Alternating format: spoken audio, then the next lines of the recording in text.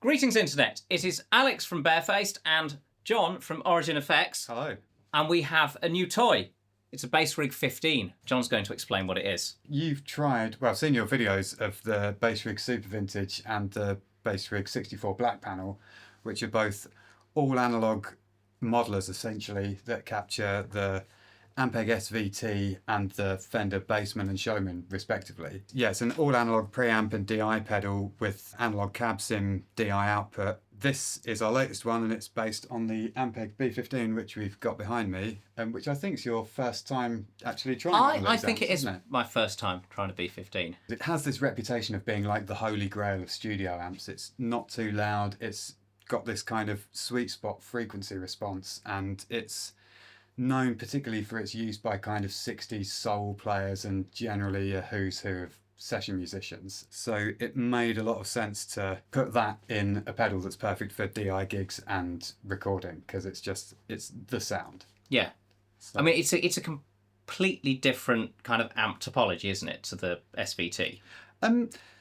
electronically, Yeah. the amps are kind of similar, or at least the preamps are sort of similar. Oh, okay. The EQ is kind of related to the SVT, although that has the mid band, which Right. is kind of part of the signature SVT sound. This doesn't have it, but the So the is it the rest same valves? Obviously not with the power valves, or there's far fewer of them. no, it's kind of quite different. So I think the EQ is where the similarity is, and Right, the rest of okay. it's quite different. So certainly it's a different power amp, which is where all the overdrive stuff comes from, and Yeah. that gives it a different character. But a lot of the character comes from the cab, which is obviously very different to a big SVT 8x10. So it's a 1x15 ported cab, and that's what gives it that kind of tight, punchy sound.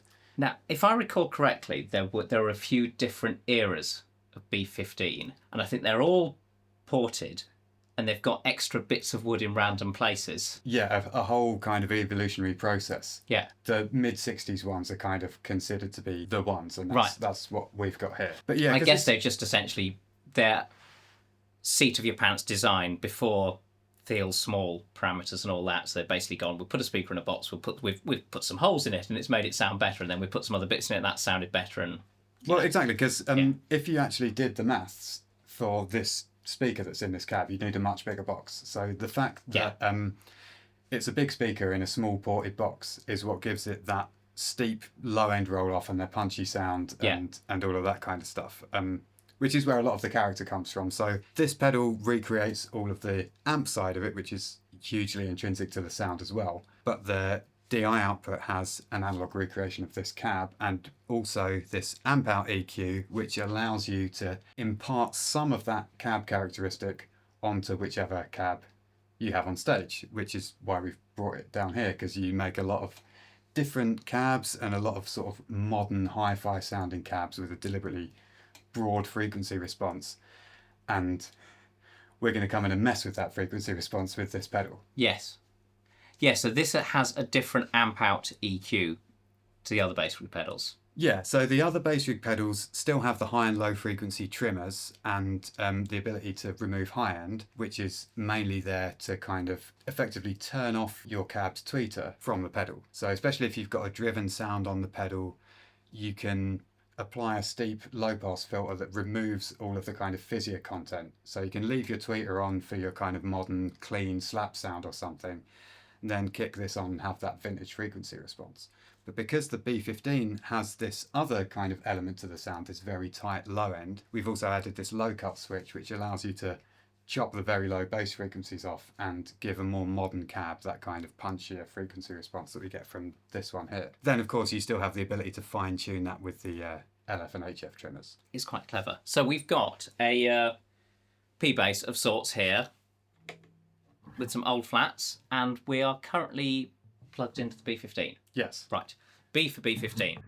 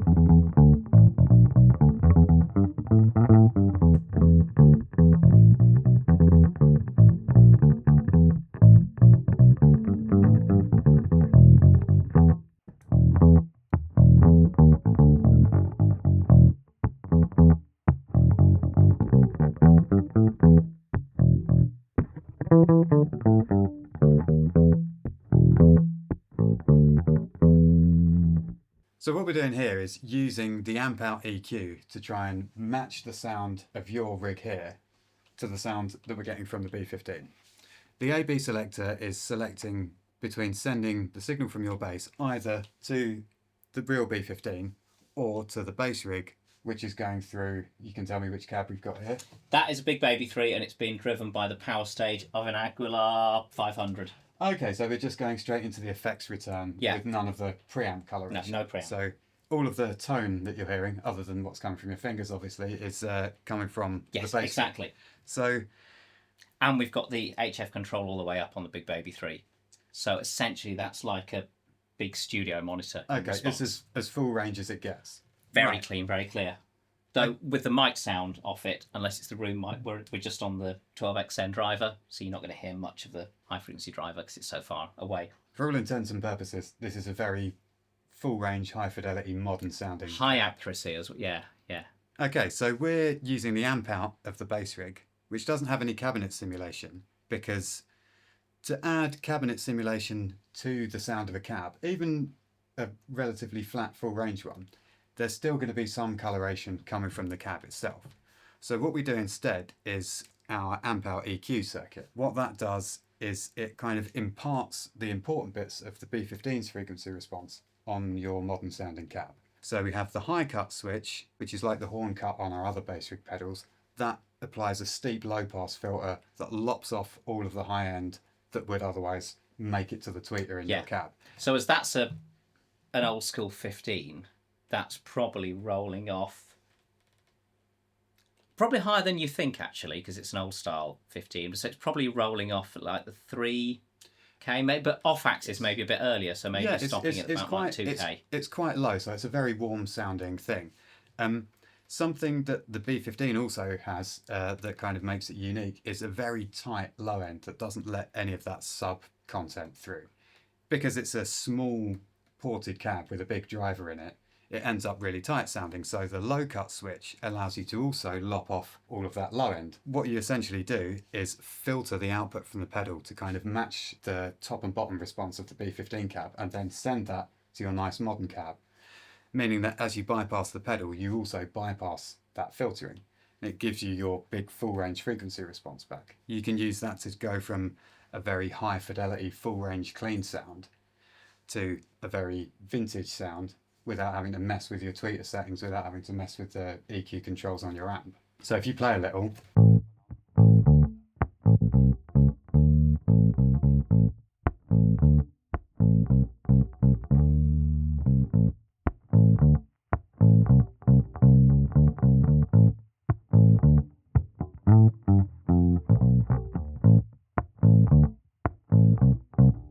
can you hear that? Especially that sub content kind of disappearing. And actually I'll go down a string because hang on.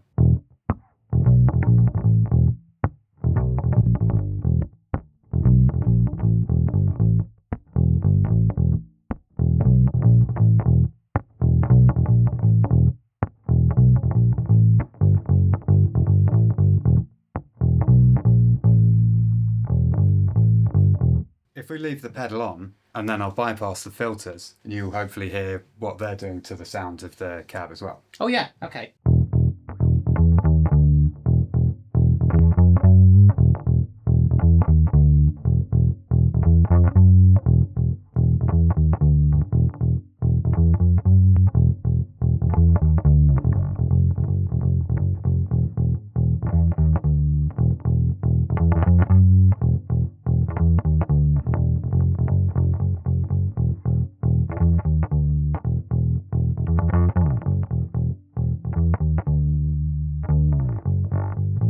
I think if we get the jazz bass with the round wounds as well, we'll hear the difference on the high end, especially with a more driven sound where you really don't want that content going to your tweeter.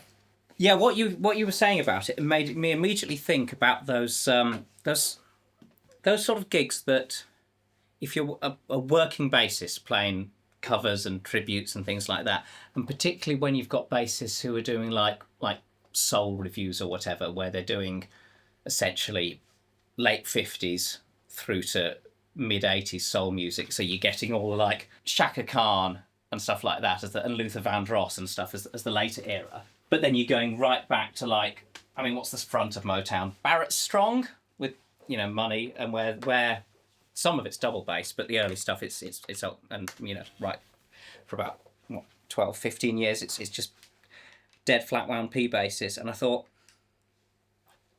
you don't need a lot of gear for a gig like that. You really don't. You shouldn't be turning up with like loads of stuff. But what you could do the whole thing with is a jazz bass, or a P with rounds, or P flat, but there's less flexibility. But essentially, yeah, jazz bass or a P with rounds or PJ with rounds, something like that.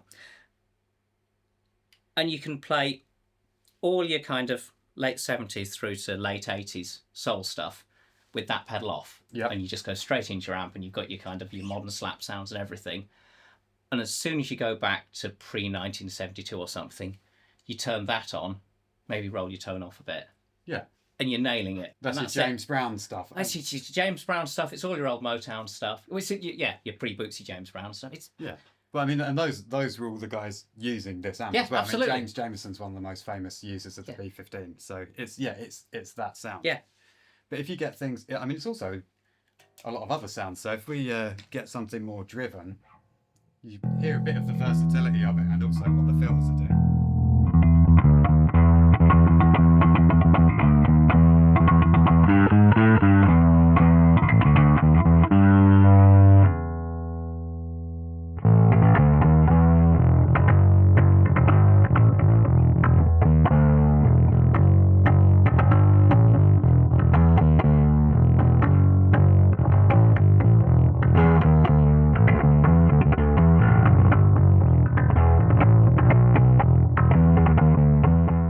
Got a lot of clarity. Yeah, I mean, a good driver without a tweeter still does. So in that case, this is more of a kind of problem solver than a matter of taste. You can hear when I turn that filter off, there's a lot of fizzy stuff that you don't want getting to your tweeter. But you don't want to turn the tweeter off in the amp, like you say, for all the stuff from 1972 onwards. No, I have this kind of rule of thumb that if you have a tweeter on versus off, if you've got an overdrive pedal, turn a tweeter on, it sounds more like a distortion pedal. If you've got a distortion pedal, turn the tweeter on, and it sounds more like a fuzz pedal. And if you've got a fuzz pedal, turn the tweeter on, and it starts sounding more like a synth. Yeah. It's like the tweeter steps up the nastiness of the distortion and the top end and the fuzziness of the distortion each time. But it's not normally what you actually want. No, like you say, it might be a happy accident, but it's it's doing it wrong on purpose at best. Yeah. So this kind of allows you to do it right again without having to mess with your amp for all the other songs.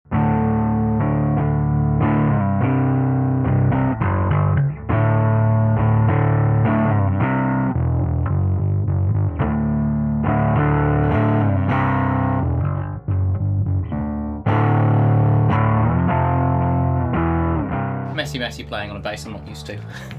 Well, if you do a bit more of the messy playing, then I guess we can show off the blend controls. Oh, yes. Which you can use to add in a bit of clean signal and get some clarity back with driven sounds. Yeah, there were some settings on the 64 black panels. Black the panel. other one you chose. Yeah, really, really spluttery, messy chaos distortion.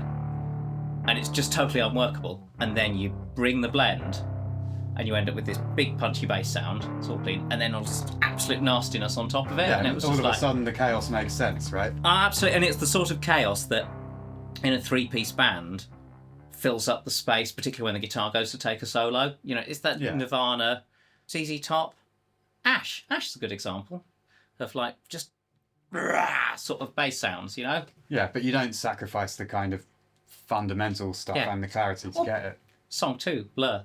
That epic bass sound.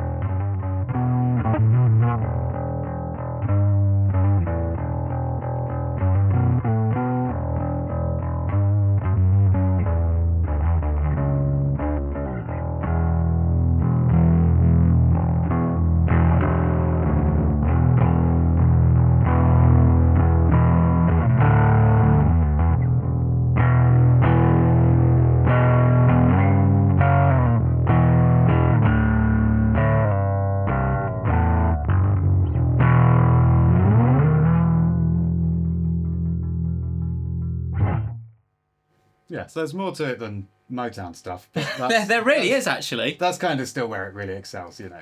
It's just, it doesn't tend to make nasty sounds. No, I mean, I think that's why it's a friendly pedal.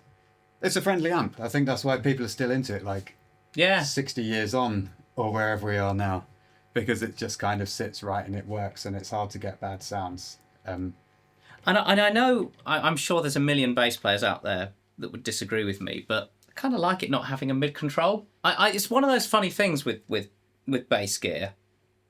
I think it's the same with guitar, actually. I think so much the character of any instrument is what happens in the mid-range.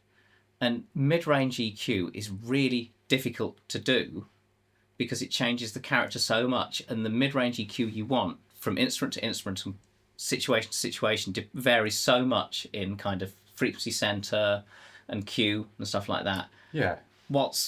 If you got an instrument that's essentially doing what you want in how it speaks the mid-range through what your hands are doing and which pickups you've got set and everything, then a pedal like this, where you've got bass and treble EQ, and then the way it drives, and then the blend, plus those filters for the the amp, you kind of shape the top and the bottom, and you shape the amount of dirt, and then you let the mid-range of the instrument speak through it. Yeah, and if you want a different mid-range, you go from a jazz bass to a P bass to a Stingray or whatever. Yeah, exactly.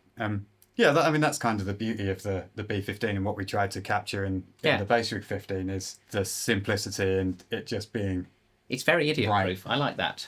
Yeah, that's very important. Well, I personally find that modern music gear, too much of it requires too much thinking. I don't want to be thinking about gear when I'm playing music. I want gear that I could just be a musician with, and not be an engineer, not be a technical person. I just want to make a song or play in a band or whatever. And I that's one thing I really like about these. And it's something I really like about basses and guitars. Yeah. Even the maddest ones don't have that many knobs, and the ones that have too many knobs do annoy me a bit. But essentially, everything does what I expect it to do. There's no menus, there's no buttons. And if it has to involve an app or plugging a computer in, I'm off. I'm out, and that's really nice about this. We're definitely a bit of a thinking-heavy brand compared to some other companies, but like the job of interfacing the sound of a 60s bass combo, taking that and interfacing it with any modern backline amp you could possibly come across. I guess that's the most complicated part of what this does. Yeah. And but to be honest, this amp out EQ, once you have that dialed in for whatever rig you're using, you're probably not going to change it. I mean, that's the idea. Or you kind of decide what you want your main sound to be, because the main controls are what's going to the front of house through the DI out. And then you just make a few tweaks here for whichever backline amp you might encounter. And you know you haven't got to mess with the rest of it. Yeah, so you take that with you, and whatever is there, you use it. Yeah, that's what you dialed in rehearsal, and it never changes, and the rest of it's just tweaks you make along the way because you hired a different amp that night. I know lots of controls can sometimes be daunting, but we've kind of kept it as simple as it can be. Do you know if still you've doing got the job? Many customers using because you've got the super vintage and you've got the 64 black panel, yeah. Do you know if you've got many customers who have both of them and they switch between? Right. And they've all got different ways of switching them as well, depending on how they're routing their rig and all of this stuff, because it's quite a versatile setup and can fit into quite a few different kinds of rigs. So yeah, there's quite a few that are doubling up, so hopefully they'll be tripling up now. Yeah. And we'll see a few impressive It's an interesting thing. I wonder, is there another iconic bass amp out there in that way? I'm sure people will tell us in the comments. So go ahead. Yes. We can't promise it soon because this has been in development for a while, but it's always nice to know what other people consider to be the big hitters. Yeah, of course. All these are they're solid state. They're solid state recreations. Recreations. That was the word I was going. They're not models. I suppose that's the. They're solid state recreations of all tube amps, all valve amps, exactly, aren't they? All three of them. And I suppose that's the thing that made these three stand out above some of the other kind of classic bass amps people talk about. Because a lot of well-known bass amps are more modern. They are Yeah, I was thinking solid you've got state. the GK800RB and you've got the SWISM 400 or the Jacko one, but that's a weird one. The Acoustic 360. Yeah, the 363, because that's a preamp. Which is also the John Paul Jones amp, wasn't it? So these are things that would be an we interesting one. often So yeah, get mentioned, but there's like we're particularly in the business of recreating very vintage sounding valve gear in modern solid state pedals.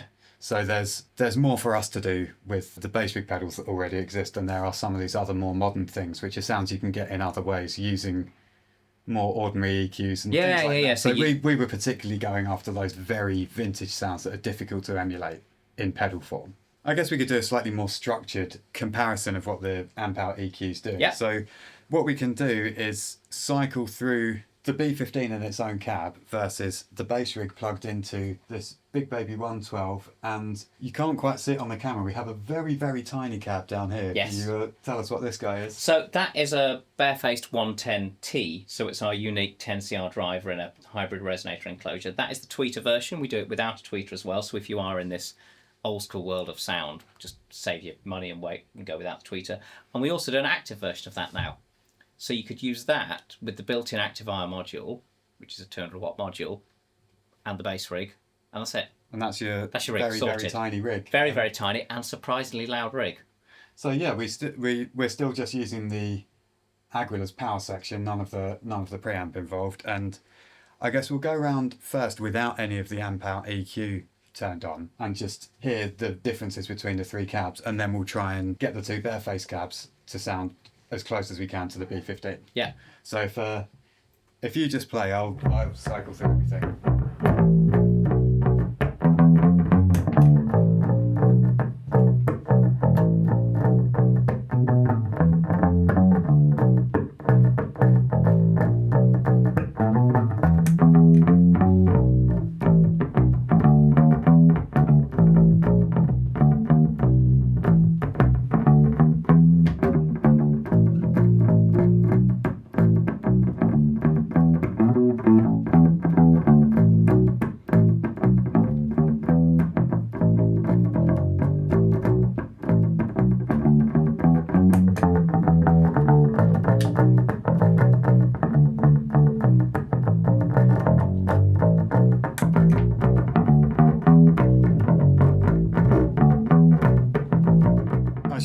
We're using the room mics for this because really what this amp out EQ is doing is trying to get your amp on stage to feel like you've got a real B-15 on stage. So the room mic makes quite a lot of sense for this absolutely. comparison. If we switch back to the B-15 and then go again.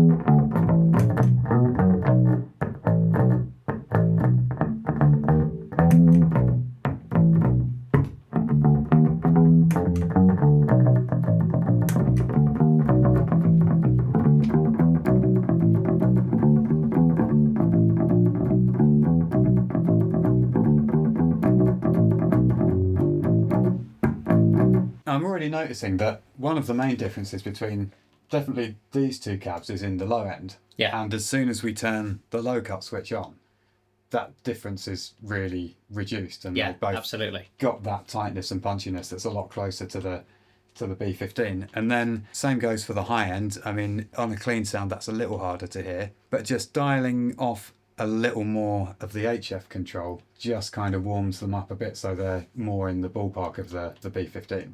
It's an interesting thing thinking about this from a bass playing perspective. If you come from more a playing the guitar approach and playing with the pick, not like someone who doesn't normally play with the pick, but someone who actually just comes from a guitar approach, I think there's much more playing the start of the note.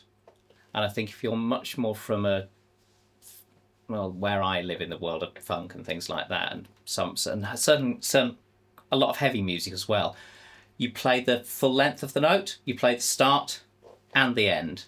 You hear it across metal, you hear it across funk, you hear it across reggae. There's very groove-oriented music. Mm-hmm. When you do that, this extra depth that you get from these isn't an issue at all because you're controlling the length of the note. But when you're playing in these more, particularly going back to those classic session bassists of the 60s, many of whom did start out as guitarists, and you're playing with a pick, or you people like, say Brian Wilson, who was a songwriter and singer, played bass but not generally in the studio.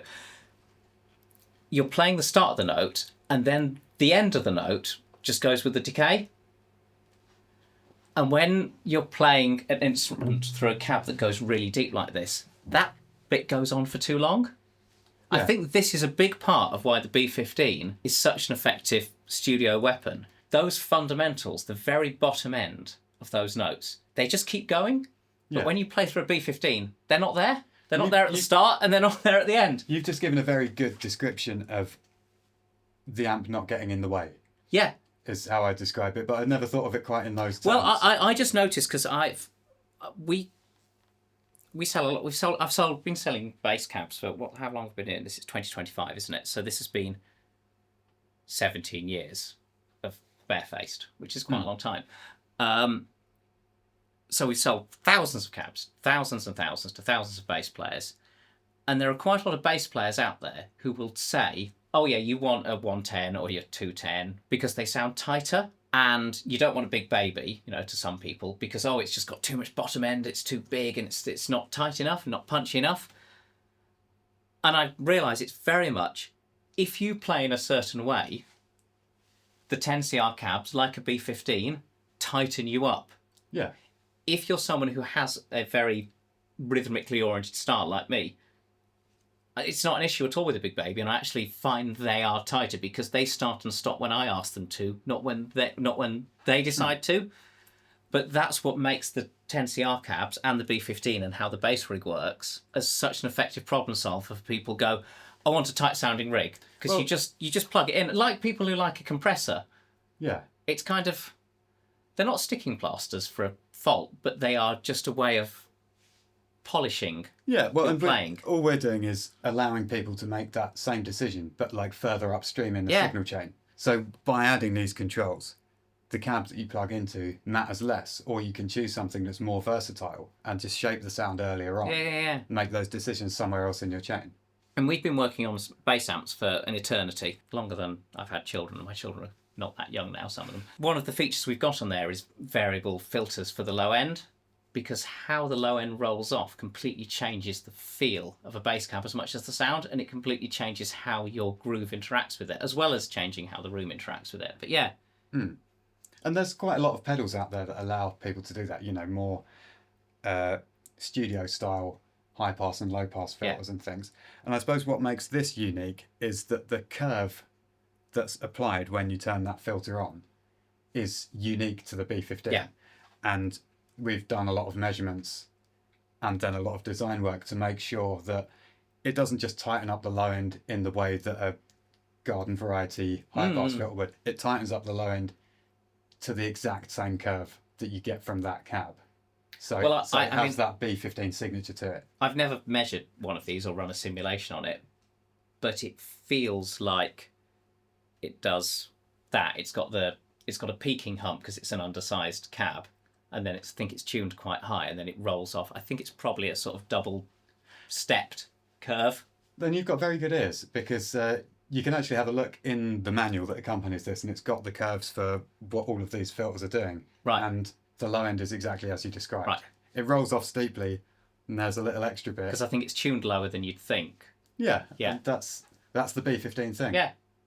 That's cool. Now that tangent's over, I reckon we can get these two cabs closer to each other and closer to the B-15, mainly by messing with the low frequency control. I think by adding a little low frequency back in on the 110, we can make things even more even across the three cabs. Yeah. So I'll leave it on your big selector that we have here. I'll leave the 110 on, and we can flip back and forth between that and the real B-15. Match the low end there.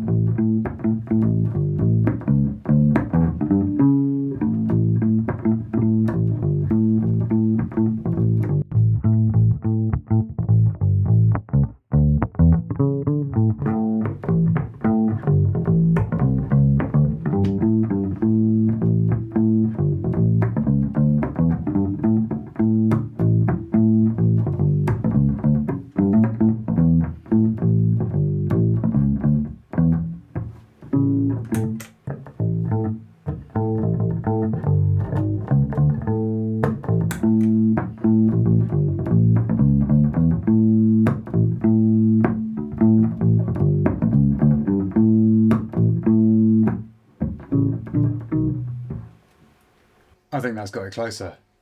I got distracted by playing again. Go back and forth. Okay, we'll go back and forth between the 110 and the B-15 again.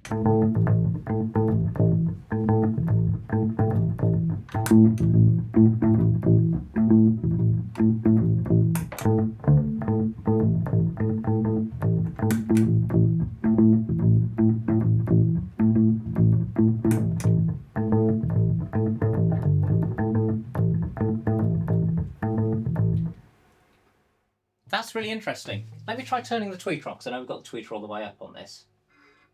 See if I can hear any difference at all. Okay, in that case... Don't leave that where it is, because I've just got a theory. Okay.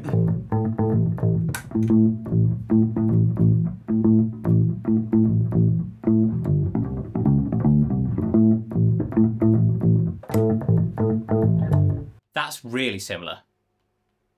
Let's just turn the high cut off and see... Yeah. See the difference there.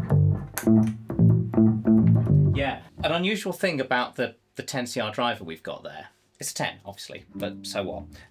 That's a 15, but kind of so what? It's really more about kind of the cone mass and the cone breakup and stuff, and the voice coil inductance is one of the big deals. Okay. So that's what causes most of the high-end roll-off in a speaker. Mm-hmm.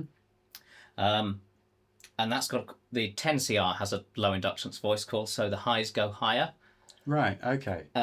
Just in the same way that when you have a higher inductance guitar pickup, you get a lower top end roll off. Exactly that. The B-15 is probably much lower inductance than modern 15s, but still, it's probably got a slightly bigger coil. I don't know. I'd like to investigate that. Maybe it's the mass, and it might actually be the directionality, because I'm way off axis here, and you're sitting in the way. So where I am, I'm not hearing any kind of finger detail off the B-15. I'm hearing the tone, but there's those little percussive edges. They're kind of gone. With the 110, I'm hearing those little edges, and also we have if you look down at it, can you see the dust cap on it? The dust cap's really tiny on the 110, and that's glued straight onto the voice coil form, so that moves kind of independently of the cone. So that acts a bit like a whizzer cone, or a bit like an extra high frequency driver. So it's basically a built-in treble boost for the speaker. Yeah, it runs on its own. So even with the tweeter off, it's had that extra detail that we didn't need. And then I think we can dial that out with the HF control. So let's give that a go. Because this is exactly what these two trimmers are for getting those in between parts that you can't get from the filters that are making broader changes to the sound. I might just go and stand over here as well so I can listen.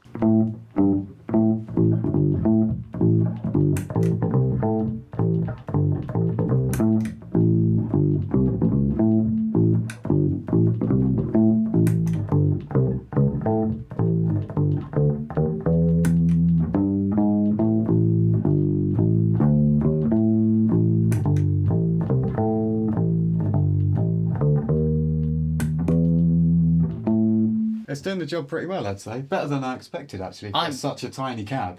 Well, it's got a lot of depth to it, and it does go low, and it doesn't go... It goes low in a... It's not an extremer curve as the curve on the B-15. It's fuller lower down, and it's got less of a hump there.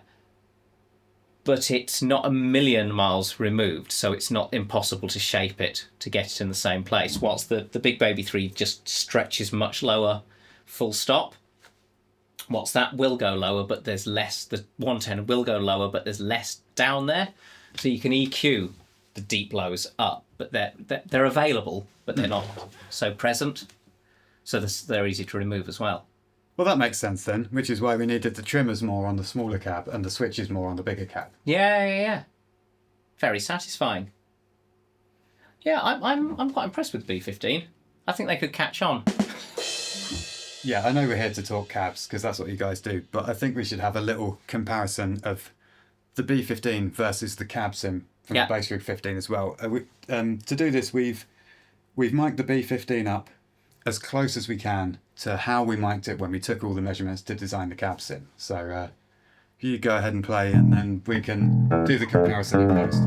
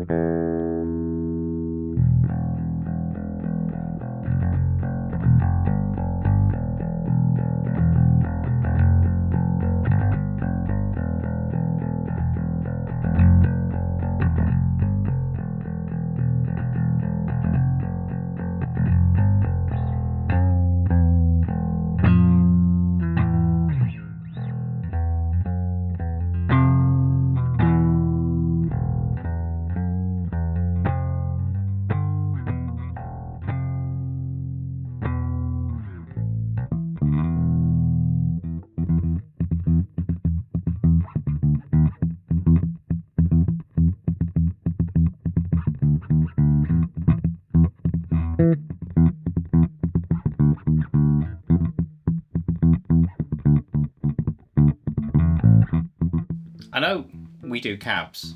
The only reason we do cabs is because I was the sort of person who really liked DIing at gigs.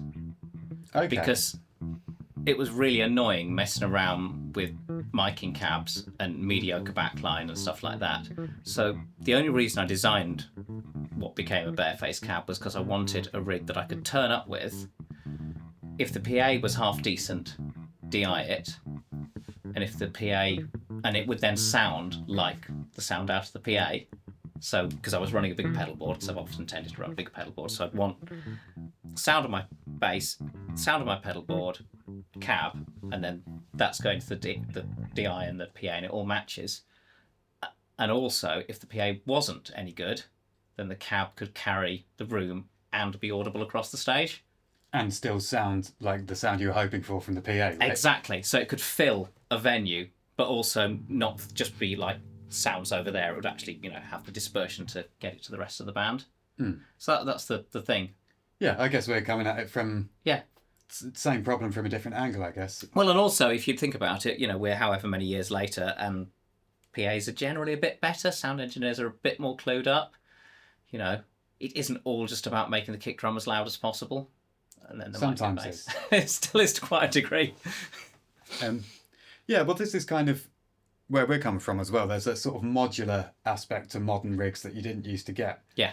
And we just kind of want to get our piece of it right, and then hope that somebody gets something as nice as these to kind of fill in the other gaps. Exactly. And then the world will be a better place. Yeah, well, that's it. Making the world sound better, even if we can't do anything about the rest of it. Yeah. Here we are. Well, thanks for letting us come down. And thank you very much. And thank you for visiting. You must come again. Bring more toys. We must come and see you. Yeah, you should. Make a video about it. Yeah. These are really nice knobs, aren't they? Yeah, they're good.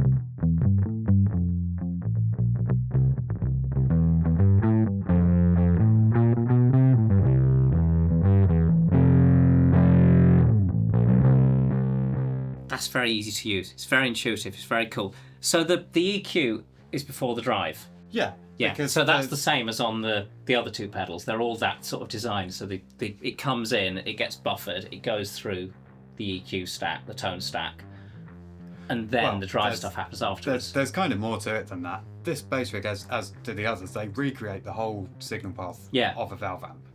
So the EQ is part of the preamp stage. Right. There's a phase inverter stage in there. Right. There's a push-pull output stage that mimics the power amp distortion that you get from the amp. And because in the real amps, the distortion's coming from the power amp, it has to be after the EQ. The power amp's the last thing in the amp. But you could presumably in the real amp overdrive the preamp as well as the power amp. Well, only if you put something in front of it, because the amps are all non-master volume. Right. Okay. So the drive is coming from the power amp. So this drive is a recreation of the power amp drive, not preamp drive. So in order to get that sound from a real B-15, you'd have to crank it up very loud. Yeah. Obviously not as loud as if you're trying to get that from an SVT. No, but still far too loud to be practical. which is one of the advantages of these pedals is not only do they have all of the portability and signal routing stuff, but they also mean that you can consistently get the sound of an overdriven valve amp at any volume you want.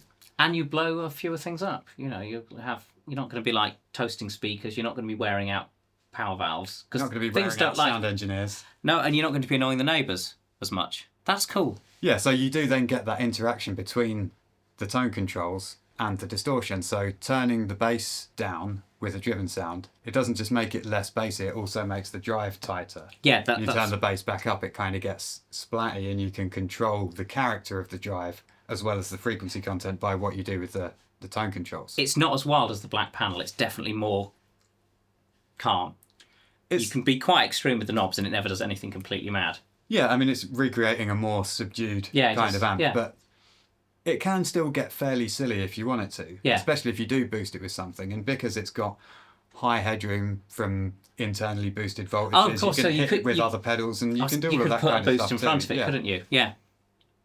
Oh, that's cool. You could make a lot of videos about this. We should get you one so you can.